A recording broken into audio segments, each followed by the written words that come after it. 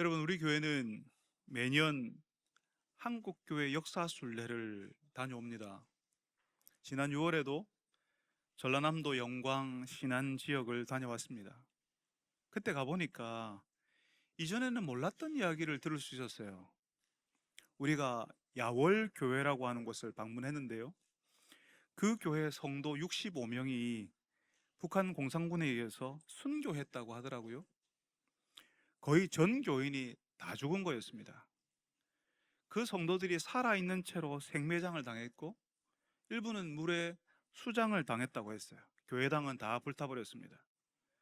야월교회와 조금 떨어져 있는 곳에 염산교회라고 있었는데요, 거기는 성도들 77명이 순교를 했습니다. 성도들이 바닷가에 사는 사람들이니까 혹시 수영을 해서 살아날까봐 온몸을 묶고 거기 목에다가 돌을 매달아서 바다에 빠뜨렸다고 했습니다.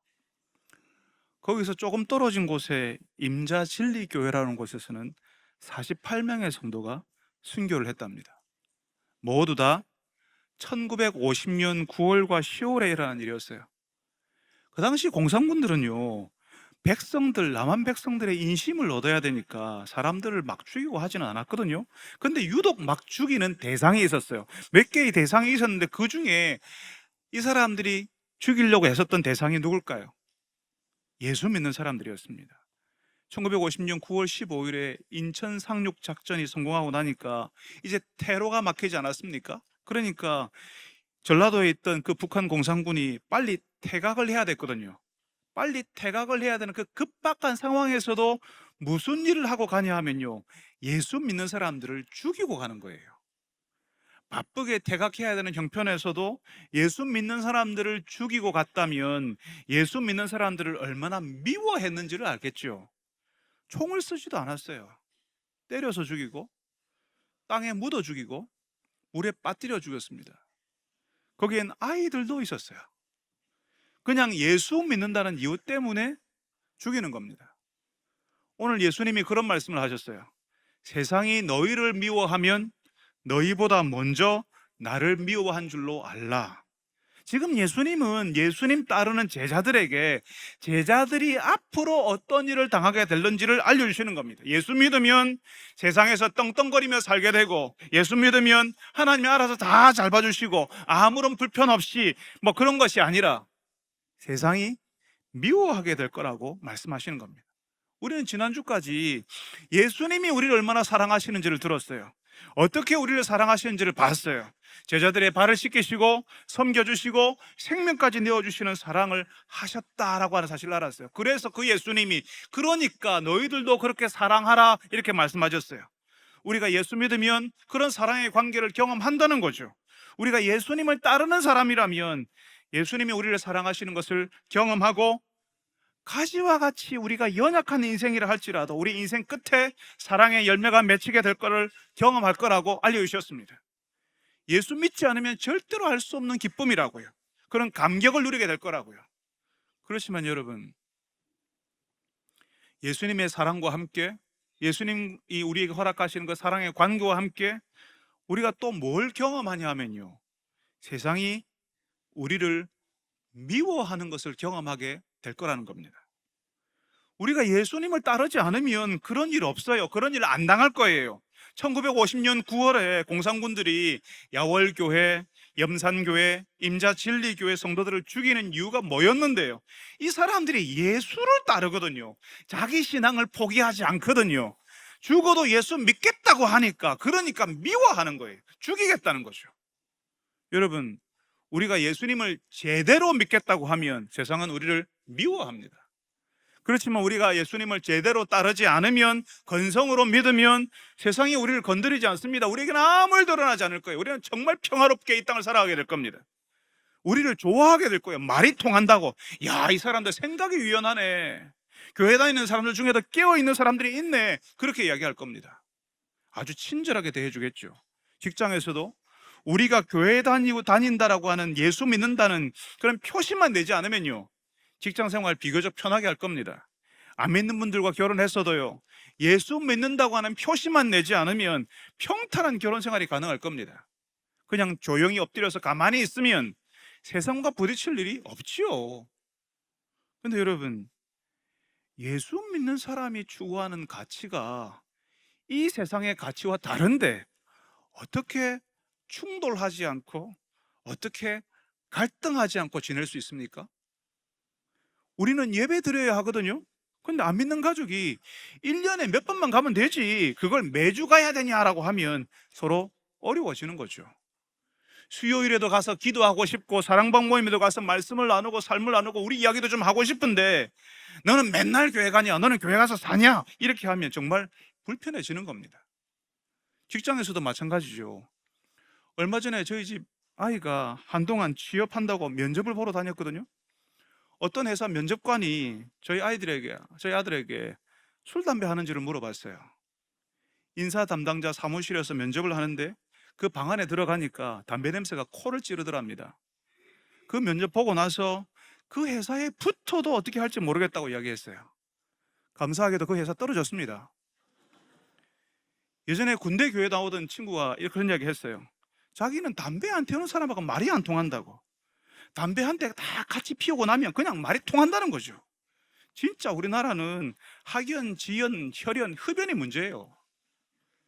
같이 어울려서 술 마시고 담배 한 대 다 같이 피우고 나가고 뭐 그러는 것이 내 편이라고 하는 표시가 된다는 거죠. 여러분, 예수님이 그러셨어요.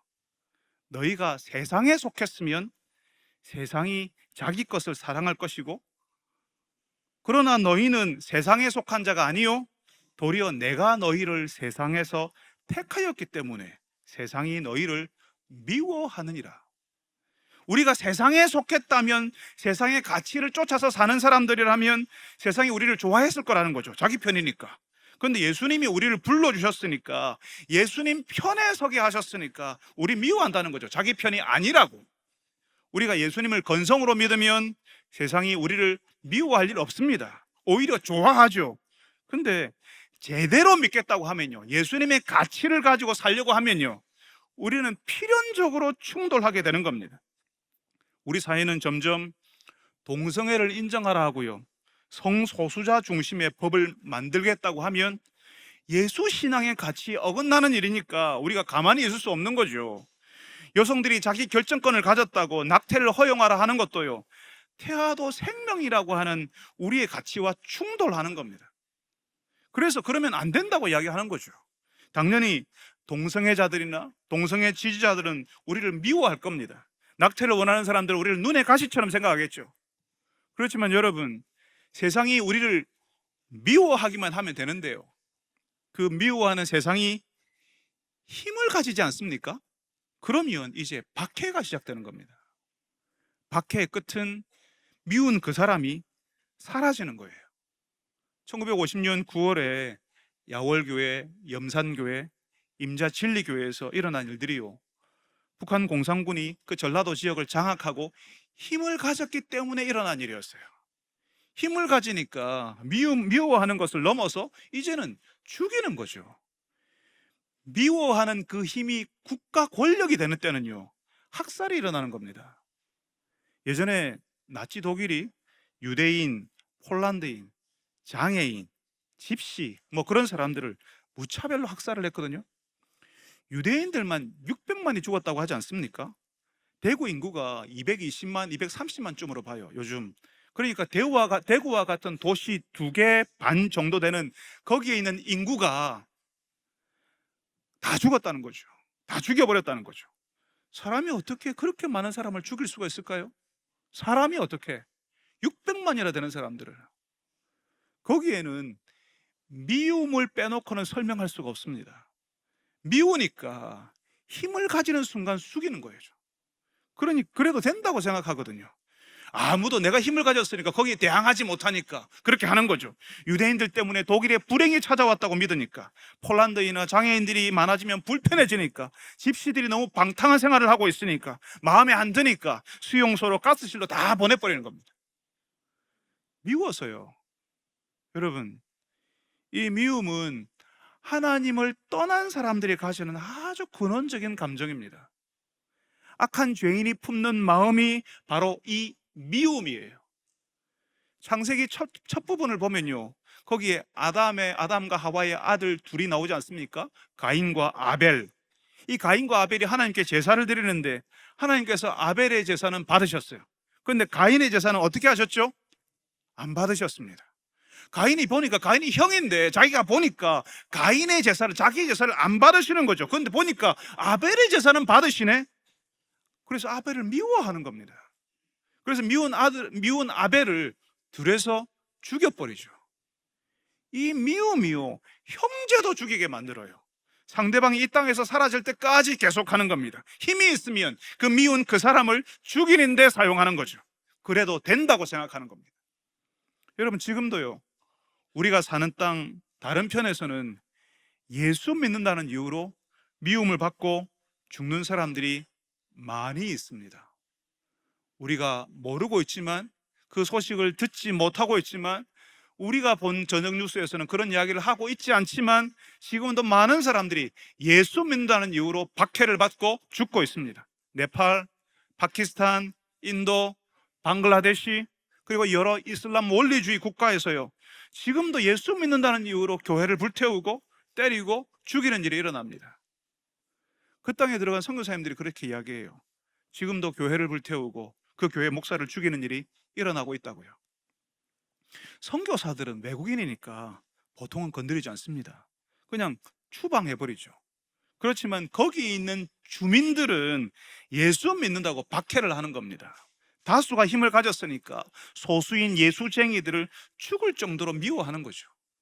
그러니까 여러분, 네팔, 파키스탄, 인도, 방글라데시, 그리고 여러 이슬람 원리주의 국가에서 예수를 믿는다는 것, 네팔에서 예수를 믿는 것, 방글라데시에서 예수를 믿는 것, 그거는요, 목숨을 거는 일이에요.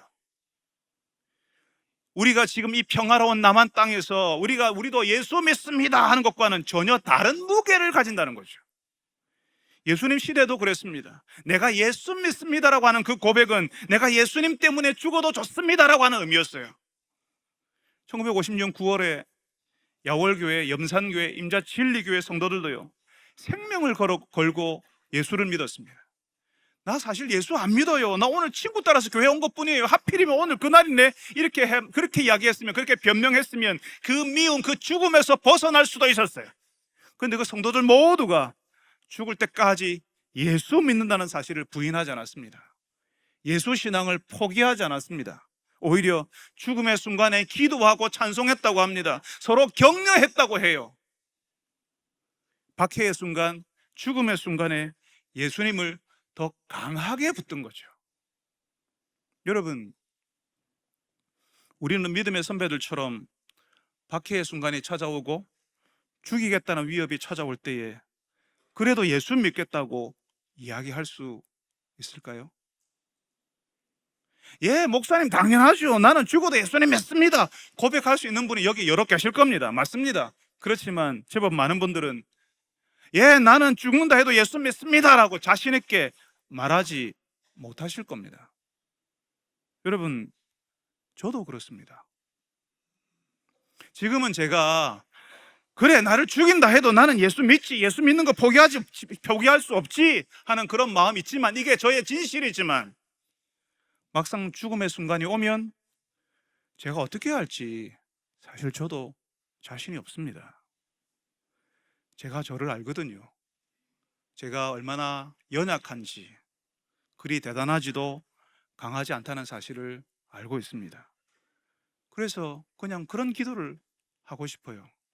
하나님, 박해의 순간이 오고, 우리는 지금 평화의 때를 살지만 불과 수십 년 전에는 이 땅은 박해의 땅이었고 믿음 때문에 죽는 사람들이 다수였는데, 또 앞으로 우리 형편이 어떻게 바뀔지 누가 알겠습니까? 그런 박해의 순간이 오고 죽음의 순간이 오면 그 박해의 순간, 죽음의 순간에 예수님을 더 강하게 붙들게 해주십시오. 그 순간에 예수님을 놓아버리는 것이 아니라 더 강하게 붙들게 해달라고 기도할 것 같습니다. 여러분, 몇 사람을 빼고는, 여기 있는 몇 사람 빼고 우리 대부분은 의지도 결심도 금방 허물어지는 연약한 사람들일 겁니다. 그러니까 우리가 죽음 앞에서, 박해의 순간 앞에서 평소보다 예수님을 더 강하게 붙들 수 있도록 기도해야 됩니다. 우리가 그 순간에 예수 이름 부인하지 않게 해달라고, 예수 신앙 포기하지 않게 해달라고 여러분 기도합시다. 우리가 기도할 때에 지금도 예수 믿는 것 때문에 생명 내어놓고 사는 그런 성도들을 위해서 우리가 기도합시다. 그 땅에 예수 믿을 자유를 허락하여 주옵소서. 박해가 사라지게 하여 주옵소서. 박해의 순간이 오면 평소보다 더 예수님을 강하게 붙드는 성도들이 되게 해 주옵소서. 그들을 기억하는 우리들이 되게 하여 주옵소서라고 우리가 기도합시다. 여러분, 예수 믿는 사람들은, 박해했던 그 사람들이요, 자신이 했던 그 일을 죄라고 생각했을까요? 야월교회, 염산교회, 임자진리교회 성도들을 죽였던 그 당시 북한 공산군들은 자신이 한 일을 나중에 후회했을까요? 아마 자기들은 잘했다고 생각할 겁니다. 앞장서서 예수 믿는 사람들을 학살한 그 사람들을 영웅이라고, 잘했다고 치켜 세워줬을 거예요. 우리 시대도요, 스스로 예수 안 믿는 것을 지혜로운 것으로 생각하는 사람들이 참 많습니다. 자신을 똑똑하다고 여겨서요, 내가 예수 같은 것들은 안 믿지. 사람이 자기 의지를 가지고 자기 결정권이 있어야지, 어디 약해 빠져가지고 있지도 않은 예수를 의지한다고 하냐. 이렇게 예수 안 믿는 것을 잘하는 거라고 생각하는 사람들이 많습니다. 그러면서 교회 다니는 아내나 아이들에게는 그래, 교회 가라, 그렇지만 너무 깊이 빠지지 마라, 그렇게 신앙을 존중해 주는 것처럼 이야기해요. 교회 가라, 그렇지만 깊이 빠지지는 마라. 여러분 생각해 보세요. 여러분들이 뭘 배울 때에 빠지지 않고 배울 수가 있나요? 남자들이 탁구를 치고 당구를 치고 골프를 쳐도요, 거기에 잠시라도 빠지지 않으면 실력이 늡니까? 거기서 뭔가를 배울 수가 있습니까? 그거 제대로 배울 수 없다고요. 여성들이 수영을 배우겠다고 하면서요, 엉덩이 뒤로 빼고 물에 발만 살짝 담그고 있으면 수영을 배울 수 있습니까? 수영이 느나요? 물속으로 들어가야죠. 깊이 들어가야죠. 빠져야죠. 발만 담그는 것이 아니라 깊이 들어가야죠. 그래야 배우고, 그래야 재밌고, 그래야 수영하는 맛을 느낄 수 있죠. 예수님을 모르니까, 예수님을 제대로 알았던 적이 없으니까 깊이 빠지지 말라고 이야기하는 겁니다. 여러분, 깊이 빠져야 알아요. 깊이 빠져야 보인다고요. 깊이 빠져봐야 그 신앙의 맛, 예수님을 의지하는 기쁨을 경험할 수 있다고요. 여러분, 예수님이요, 자기 스스로 똑똑하다고 예수님을 거절하는 사람들에게 핑계할 수 없다고 이야기하세요. 죄가 있다고 이야기하세요. 나 몰라서 그랬습니다 할 수 없다고요. 예수님이 오셔서 하나님의 아들이신 것을 말씀으로 여러 이적으로 보여주셔도 그 시대 사람들 예수님 거절했습니다. 예수 믿는 사람들 미워했습니다. 보여주는데도 안 믿었어요. 그러니까 핑계할 게 없죠. 보여줬는데 안 믿었으니까. 우리 시대도 마찬가지입니다. 수많은 교회들이 이 땅의 사람들을 둘러싸고 있습니다. 수많은 성도들이 가족들에게, 친구들에게 같이 교회 한번 가보자고, 예수 믿자고 권하지 않습니까? 어떤 가정에서는요, 하나님이 아니시면 도무지 일어날 수 없는 특별한 일을 경험하게 하셨어요. 치유되게 하셨어요. 기적을 일으키셨어요. 살려주시는 거죠. 그런 일이 일어나는데도 우연히 그렇게 된 거지. 될 때가 됐으니까 된 거지. 내가 잘해서 그렇지, 이렇게 해버려요. 아내가 전하는 예수, 자녀들이 말하는 그 예수님에 대해서 전혀 알려고 하지 않고 들으려고도 하지 않습니다. 오지도 않습니다. 계속 자기 세상에서 자기 생각대로 사는 거죠. 그렇게 하는 것에 대해서 예수님이 죄 있다라고 말씀하시는 겁니다. 핑계할 게 없다고요. 내가 와서 그들에게 말하지 아니하였더라면 죄가 없었으려니와 지금은 그 죄를 핑계할 수 없느니라. 예수님을 거절하는 사람들이 죄 있다라고 하시는 이유가요, 나중에 예수님이 심판주로 오실 때 그 죄를 물으실 것이기 때문이에요. 심판대 앞에 선 사람들이 나는 몰랐습니다 할 것에 대해서 예수님이 이미 그거 핑계거리가 될 수 없다라고 말씀하시는 겁니다. 그러니까 여러분, 안타깝게도 우리 남편이, 아내가, 장성해버린 내 자녀들이, 나이 드신 부모님이 너나 예수 잘 믿으라고 이렇게 할 수 있습니다. 부모님이 나는 이제 나이도 많고 그냥 너가만 예수 잘 믿어라. 다 큰 자녀들이 이제 부모님 우리가 알아서 할게요. 부모님만 그냥 교회 잘 다니세요. 이렇게 이야기할 거예요. 같이 교회 가보자고 해도, 예수 믿어보자고 해도 나는 됐다고 너만 믿으라고 이렇게 이야기할 거예요. 이게 우리가 경험하는 현실입니다. 우리가 말하면 그냥 감동을 받아서 그래 교회 갈게, 나도 한번 예수 한번 믿어볼게 하면 참 좋겠지만 사실은 그렇지 않습니다. 우리가 그런 말 하는 것조차도 싫어해요. 부모님한테 같이 밥 한번 먹으면서 식사 대접하면서 아버지 이번에는 교회 한번 가보면 어떨까요? 엄마 이번에 교회 같이 한번 가보면 어떨까요? 니 그 말하려고 밥 샀냐? 그 말하려고 우리 집에 왔냐? 이렇게 이야기할 겁니다. 우리가 그런 말 하는 거 싫어한다고요. 싫어하니까 어떻게 해요? 보통은 더 이상 말할 수가 없습니다. 충돌이 일어나고 갈등이 일어나는 게 싫으니까요. 그냥 가만히 있어 버린다고요. 그렇지만 여러분, 예수님을 거절한 사람들이 심판주로 오시는 예수님 앞에 서게 될 것처럼 우리도 나중에 예수님 앞에 서게 될 거예요. 그때 그 사람들이 그러겠죠. 제 아내가 예수 믿으라고 더 강하게 이야기했더라면, 더 적극적으로 믿으라고 했다면 내가 이렇게 되지는 않았을 겁니다. 그렇게 여러분 이야기를 할지도 몰라요. 자녀들은 우리 부모님이 조금만 더 지혜롭게, 조금 더 여유를 가지고 신앙에 대해서 알려주셨더라면 우리가 예수님을 알아보려고 했을 거예요. 부모님이 너무 강압적으로 예수 믿으라고 하니까 그게 싫어서 예수님도 싫어하게 되었습니다라고 이야기할 수도 있습니다. 여러분의 이웃이나 직장 동료들은 나는 저 사람이 교회 다니는 줄 몰랐습니다. 예수 믿는 사람이란 표시가 하나도 나지 않았습니다. 예수 믿는 것이 얼마나 귀하고 좋은 일인지 한 번만 보여줬더라면 나도 예수 믿었을지 몰라요. 그렇게 말할지도 모릅니다. 여러분, 우리가 예수님 앞에 섰을 때에 핑계거리가 없어야죠. 우리 때문에 예수 믿지 못했다고 핑계대지 못하게 해야죠. 제가 말씀드렸죠. 지금 예수님을 거절하고 예수 안 믿기로 한 그 사람들이요, 자기가 잘하고 있다고 생각한다고요. 그런 사람들에게 예수님 이야기를 해야 되니까 이게 얼마나 힘든 일입니까? 여러분, 우리가 뭘 말한다고 해서 그분들이 우리 이야기를 듣지 않습니다. 그냥 그분들에게 여러분의 시간을 내주십시오. 여러분들의 세월을 나누어 주십시오. 그냥 함께 있어 주세요. 예수 안 믿는 것을 잘하는 것으로 여기는 분들이 여러분이 교회 가자고 몇 마디 한다고 갑자기 교회 오고 갑자기 예수 믿고 하지는 않습니다. 그냥 여러분들이 그분들에게 좋은 사람이 되어주세요. 그분들을 아끼는 사람이 되어주세요. 나중에 예수님의 심판대 앞에 섰을 때에 저 사람 참 좋은 사람이었는데 내가 저분이 믿는 예수님을 내가 알아보지 못했습니다라고 한다면 얼마나 좋겠습니까? 우리에게는 우리가 어떻게 살았냐에 따라서 흔적이 남을 거예요. 예전에 글을 많이 썼던 사람들은요, 가운데 손가락 중지, 오른손이든 왼손이든 글을 쓰는 손가락 가운데 손가락 그 중지 첫 마디에 펜혹이라고 얘기하죠. 볼펜을 대는 그 손가락, 볼펜과 이렇게 면하는 그 손가락 중간에 첫 마디에 동그랗게 혹처럼 튀어나오게 돼요. 그걸 펜혹이라고 얘기하는데요,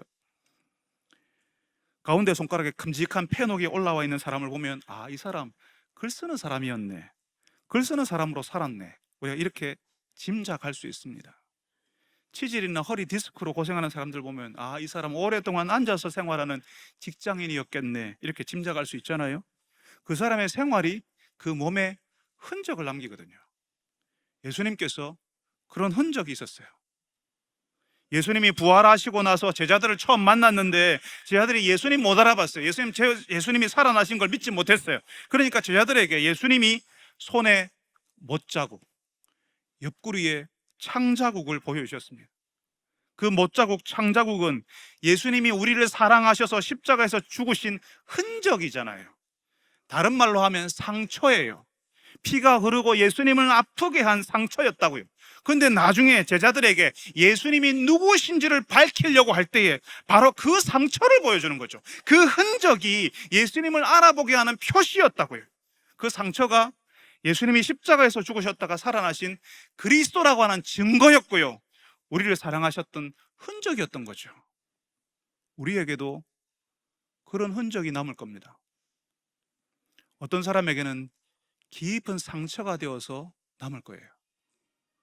오랫동안 남편을 위해서, 아내를 위해서, 자녀들을 위해서 기도하지만 도무지 돌아오지 않고 스스로 잘하고 있다고 큰소리치고 그렇게 하는 그 사람들의 말 때문에, 그 거절하는 것 때문에 마음속 깊이 상처가 남을 겁니다. 그래도 아프지만 다시 참고 사랑해주고 다시 기다려주고 다시 기도했던 그 세월이 몸에 흔적이 되어서 예수님 심판대 앞에 나타나게 될 겁니다. 저 사람이 예수님에 대해서 나한테 똑바로 이야기 안 해줘가지고 내가 예수 믿지 못했습니다라고 할 때 예수님께서 여러분의 그 상처, 그 흔적을 보여주실 거예요. 오랫동안 참아주고 기다려주고 사랑해주느라고 여러분의 몸과 마음에 깊이 패인 그 상처를 보여주시고 핑계할 수 없다 하실 겁니다. 1950년 9월에 순교했던 야월교회, 염산교회, 임자진리교회 성도들은 다 상처가 있는 사람들이었어요. 맞아서 찢어지고 부러진 상처인데요, 보통은 그걸 흉터라고 부르죠. 사람들은 그런 상처, 흉터는 숨기고 싶고 가리려고 합니다. 근데 예수님 심판대 앞에서는요, 그 사람들의 상처, 그 흉터가요, 예수님을 진심으로 따랐던 사람들의 흔적이라는 거죠. 영광의 상처인 겁니다. 이 땅에서는 상처였고 흉터였지만 예수님 앞에서는 예수님의 사람이라고 하는 흔적, 영광의 흔적이 되는 거죠. 예수님 앞에 나올 때에 그런 상처 하나 없이 나오는 것이 오히려 부끄럽게 될 겁니다. 예수님 앞에 나올 때 그런 상처 하나 없는 사람이라는 것이 오히려 정말 부끄럽게 될 거예요. 예수님을 인정하지 않는 세상에서 예수 믿는 사람으로 사는데 어떻게 상처 하나 없이 살 수가 있습니까? 예수 제대로 안 믿으면 아무 일 없습니다. 세상이 미워하지 않는다고요. 자기 편이라고. 그런데 예수님 제대로 믿겠다고 하면 미움을 경험하는 거죠. 그래서 그 상처가 우리 인생의 흔적으로 나타나는 겁니다.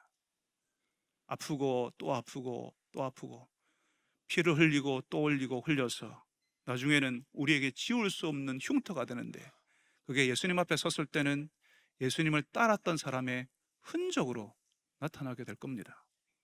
여러분, 예수님 앞에 설 때에 상처 하나 없이 깨끗한 모습으로 서기보다는 상처 있는 사람으로 서는 분들이 되시기를 바랍니다. 여러분 인생에 깊이 패인 그 상처가 여러분이 누구인지, 누구의 사람인지 알려주는 흔적이 되기를 바랍니다. 여러분, 우리 교회는 오랫동안 남편이 예수 믿기를 기도하고 자녀들이 예수님 알게 되기를 기도하는 분들이 있다고 했어요. 오랫동안 기도하면서 기다리고 있지만 참 쉽지 않거든요. 내가 예수를 믿는데 그러면 내 주변이 좀 팍팍 변하고 내 상황도 좋아지면 야, 예수님 살아계시네 이렇게 할 텐데 보통은 그렇지 않아요. 우리를 정말 오래 기다리게 하십니다.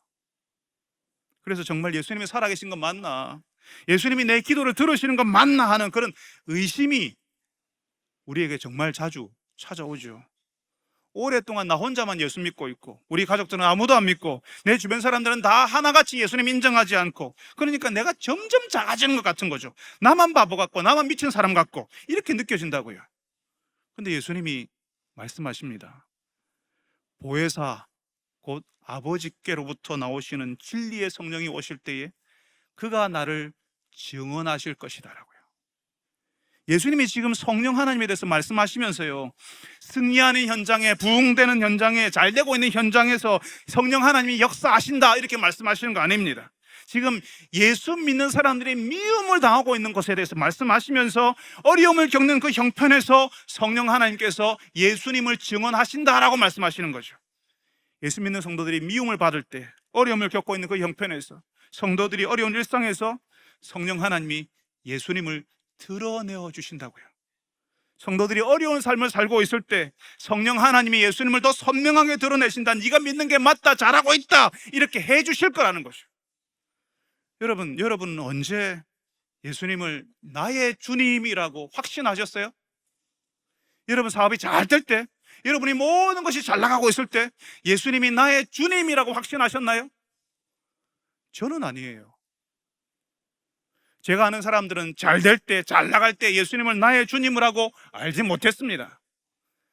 잘 나가고 있으면요, 그때는 지가 잘해서 잘 되는 줄 알거든요. 잘 되니까 바빠서요, 예수님과 오히려 멀어져요. 예수님보다 중요한 것들이 훨씬 많이 생기거든요. 언제 예수님을 나의 주님으로 깊이 알게 되냐 하면요, 내가 어려울 때.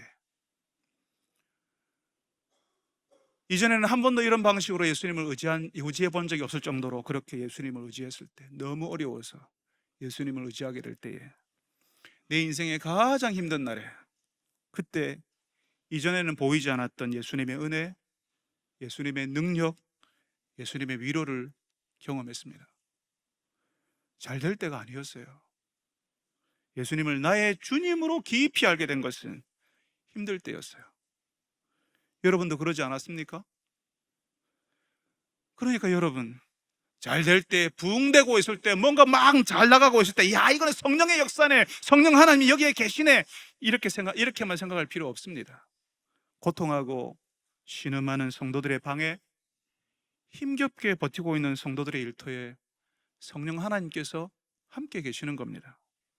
거기서 우리의 신음을 들으시고 예수님을 더 잘 붙들 수 있도록 예수님을 보여주시는 거예요. 예수님을 증거하시는 거라고요. 여러분, 성령께서 우리에게 예수님을 더 잘 알게 하시면, 예수님을 더 깊이 우리가 알게 된다면, 예수님을 나의 주님으로 알게 된다면 우리는 그 다음에 뭘 하게 될까요? 예수님을 알면 알수록 우리는 예수님을 말하고 우리의 삶으로 예수님을 드러내는 사람이 되는 겁니다. 우리가 그렇게 하겠다고 마음 먹지 않아도 우리 속에서 그냥 저절로 그게 흘러나오는 거죠. 예수님을 증언하는 사람이 된다고요. 예전에 어떤 성도가 그랬어요. 저에게, 목사님, 예전에 목사님께서 저에게 해주셨던 그 말씀 때문에 엄청난 위로를 받았습니다. 그 말 때문에 내가 다시 시작할 용기를 얻었습니다. 힘을 얻었습니다. 그래서 감사하다고 저한테 이야기를 했어요. 근데 여러분, 저는 그때 그 성도에게 제가 무슨 말을 했는지 기억이 안 나요. 아, 그랬지요, 제가 그때 그 말을 했지요 하면서, 제가 그런 말을 다 했는가 하면서 나도 감동을 좀 받고 싶은데 제가 무슨 말을 했는지 기억나지 않습니다. 왜 그런지 아세요? 제가 한 말이 아니기 때문에 그래요. 저는 종종 그런 경험을 합니다. 저에게서 나올 수 없는 말, 내 것이 아닌 말이 나온다는 사실을 제가 느껴요. 설교를 준비할 때나 누군가를 위해서 간절히 기도할 때, 그 사람을 위로하려고 할 때 내가 느낄 수 있어요. 내가 알아요. 이건 나에게서 나올 수 없는 말이라고요. 여러분도 경험해 보지 못했습니까? 누군가를 위해서 기도하고 그 사람을 위로하려고 할 때 여러분에게서는 없는 말, 여러분에게서는 나올 수 없는 말들이 여러분에게서 흘러나오는 것을 경험하지 못했습니까? 내 것이 아니에요. 성령 하나님께서 우리의 말을 통해서 증언하시는 거죠. 증거하시는 거죠. 우리의 말을 사용하셔서 그 사람 살아나도록, 그 사람 형편에 가장 필요한 것들을 공급하시는 거죠. 놀랍죠? 우리가 예수님을 증언하는 사람으로 살아야 한다니까, 어떤 분들은 우리가 잘 되면 간증도 할 수 있고, 우리가 잘 되면 예수님을 증언할 수 있을 거라고 그렇게 생각합니다. 병에서 나음도 없고 사업도 잘 되면 그러면 간증도 하고, 나도 예수님이 나한테 이렇게 도우셨다고 나도 할 말이 있을 거라고 그렇게 생각한다고요. 그런데 예수님께서 오늘 말씀하시는 진리의 성령께서 나에 대해서 증언할 거라고 말씀하셨던 이 정황은, 이 형편은요, 우리가 안 될 때, 힘들 때, 아플 때라고 말씀드렸어요. 우리가 미움을 당하고 있을 때 예수 그리스도 성령께서 예수님에 대해서 증언해 주실 거라고요. 우리가 아픈데 예수 믿으면, 우리가 힘들어도 예수 의지하면 그게 오히려 세상을 향한 성령의 소리가 될 거라고요. 저는 투병하는 우리 성도들이 그 어려운 질병에서 벗어나기를 바라고 있고 또 기도하고 있습니다. 그렇지만 여전히 아직도 그 질병 속에 있어도 예수님 의지하는 것을 보여주셨으면 좋겠습니다. 여러분을 진료해 주시는 그 의사 선생님들에게 내 생명은 예수님께 있고, 내가 비록 병 중에 여전히 고통받고 있어도 이 질병이 내 믿음을 끊을 수 없고, 예수님이 나를 지금도 사랑하고 있다는 것을 의심할 필요가 없다는 것을 보여주셨으면 좋겠어요. 우리의 생명이 이 땅에서 끝나는 것이 아니라 또 다른 세상에서 생명이 이어지는 것을 알려주시면 좋겠다고요. 우리가 질병으로 고통하다 죽음을 맞이해도 우리가 끝나는 거 아니잖아요. 우리는 죽음이라는 문을 통과해서 하나님과 영원한 나라에 함께 있을 것이고, 우리는 나중에 썩지 아니할 몸을 다시 입을 것이고, 지금보다 더 자유로운 상태로 살게 될 겁니다. 죽음을 조금 더 가까이 두신 어른 여러분, 자녀들에게 유언으로 남겨주세요. 아이들이 다 장성해버려서, 다 커버려서 이제는 부모의 말을 듣지도 않고 자기들이 알아서 하겠다고 다 내빼버리는 그 자녀들에게 마지막 말을 남겨주세요. 예수 잘 믿으라고, 예수 믿는 방식으로 장례를 치러 달라고, 다른 이야기는 다 듣지 않아도 부모님들이 남겨놓으시는 마지막 말은 들어달라고, 예수 잘 믿으라고, 예수 믿는 방식으로 장례를 치러 달라고 그렇게 이야기해 주세요. 우리의 증언이 건강할 때, 잘 될 때, 우리가 좋을 때만 가능한 게 아닙니다. 우리가 어려울 때, 아플 때, 우리의 끝이 다가왔을 때 오히려 더 힘이 있을 수 있는 거죠. 성령 하나님께서 여러분의 증언을 사용하실 겁니다. 평생 기도했던 기도 제목이 여러분이 연약할 때, 아플 때, 죽음이 다가왔을 때 이루어질지도 모릅니다. 여러분, 예수님을 아는 사람들은 예수님을 말하게 됩니다. 예수님을 그 인생 속에서 드러내게 돼요. 어쩔 수 없어요. 저절로 배어 나오는 거예요. 여러분이 예수님을 알고 예수님을 증언하는 분들이 되시기를 바랍니다. 비록 아프고 힘들고 어려운 중에서도 여러분을 통해 성령님이 말씀하시고 여러분 덕분에 예수님께로 오는 사람들이 있기를 바랍니다. 여러분이 그렇게 기도하는 그 남편이, 아내와 자녀들이, 부모님이 여러분의 증언으로 인해서 예수님께로 오는 일이, 놀라운 일이 일어나기를 바랍니다. 거룩하신 아버지 하나님, 지금도 이 땅에는, 우리가 사는 땅 건너편에는 예수 믿는다는 이유로 생명의 위협을 당하고 목숨을 걸어놓고 예수를 믿어야 되는 사람들이 있습니다. 한때 이 땅에도 예수를 믿는 것 때문에 생명을 내어놓아야 되는 그런 환경 가운데 우리 믿음의 선배들이 살았습니다. 주님, 그들이 믿었던 것처럼 그들이 죽음의 순간에, 박해의 순간에 이전보다 더 예수님을 강하게 붙들었던 것처럼 행여 우리에게 그런 순간이 온다 할지라도 죽음의 순간 앞에서 이전보다 더 예수님을 더 강하게 붙드는 저희들이 되게 하여 주옵소서.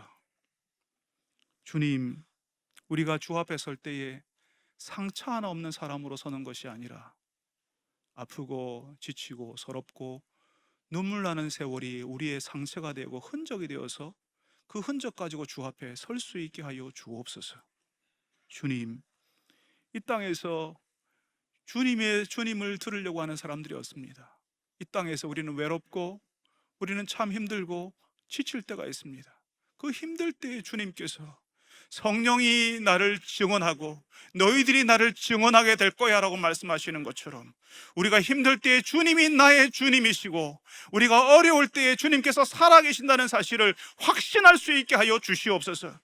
그래서 우리가 말할 수 없는 그런 여러 어려운 형편 속에서도 나도 모르게 예수님을 말하며 내 인생이 주님으로 가득 차 있는, 예수님이 아니면 설명할 수 없는 그런 인생이 되게 하여 주시옵소서.